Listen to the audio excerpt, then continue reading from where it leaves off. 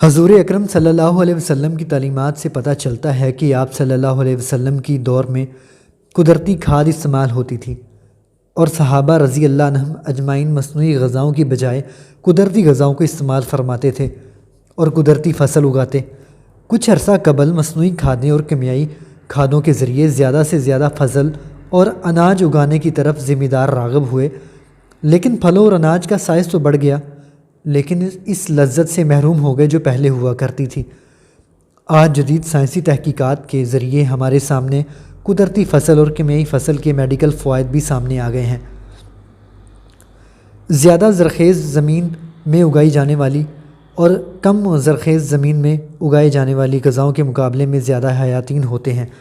وہ زمینیں جو معدنی اجزاء کی مقدار کی وجہ سے زرخیز ہوتی ہیں، ان زمینوں پر اگنے والے پھل اور سبزیوں میں حیاتین کی مقدار کیا زیادہ ہوتی ہے؟ اس بات کا حقیقت سے قطعی کوئی تعلق نہیں، کیونکہ حیاتین پودے کے اندر تیار ہوتے ہیں۔ اس لیے زمین کم زرخیز ہو یا زیادہ، حیاتین میں اضافہ یا کمی نہیں ہوتی۔ تاہم معاون سے بھرپور زمینوں کی مخصوص غذاؤں میں معدنی اجزاء کی مقدار زیادہ ہوتی ہے۔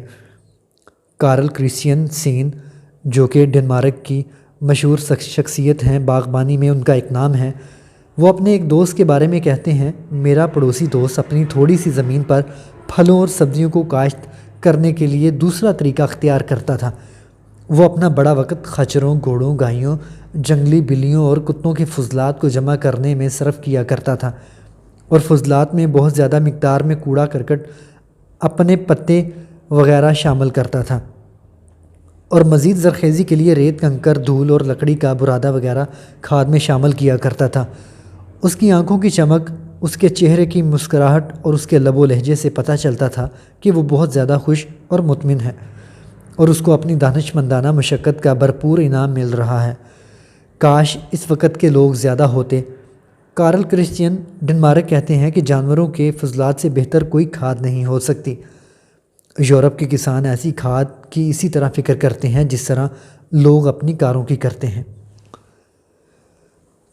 تخت برطانیہ کے وارث شہزادہ چارلس، جو کہ گزشتہ دنوں ہمدرد دہلی انڈیا تشریف لے گئے تھے، اپنی زمینوں پر فصلیں اگانے کے لیے مصنوعی کھاد کی جگہ قدرتی کھاد استعمال کرتے ہیں۔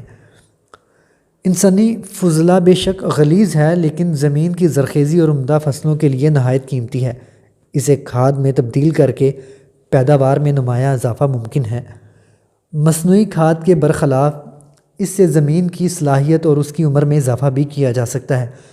ورلڈ واچ میگزین کے ایک مضمون کے مطابق دنیا بھر کے کسان اچھی فصلوں کے لیے دکانوں سے نائٹروجن، فاسفورس اور پوٹاشیم مصنوعی کھاد کی صورت میں خریدتے ہیں، جبکہ انسانی نظام ہضم سے گزر کر خارج ہونے والا غذائی فضلہ بھی انہی اجزاء پر مشتمل ہوتا ہے، جسے ہم تباہ اور ضائع کر دیتے ہیں۔